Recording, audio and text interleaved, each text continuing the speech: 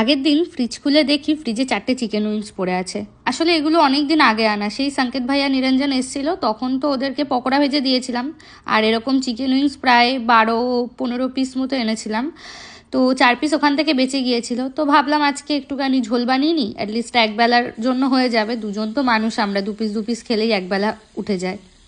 তো যাই হোক, প্রথমে আমি চিকেনটা একটু ভেজে নিয়েছিলাম। আসলে এই চিকেনগুলো অনেক দিন ধরে ছিল, তো ভাবলাম একটু আগে ভেজে নিয়ে করি। আর আগে যদি একটু চিকেনগুলো ভেজে নিয়ে করা হয় তাহলে কিন্তু টেস্টটা আরও অনেক বেশি ভালো হয়। তারপর একে একে আলুগুলোও ভেজে নিলাম আর তেলে দিয়ে দিলাম গরম মশলা।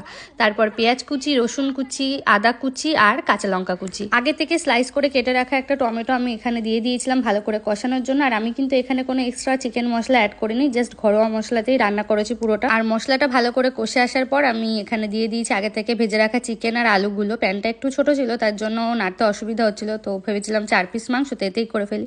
আর ফাইনাল রেজাল্ট তোমরা দেখতেই পাচ্ছ।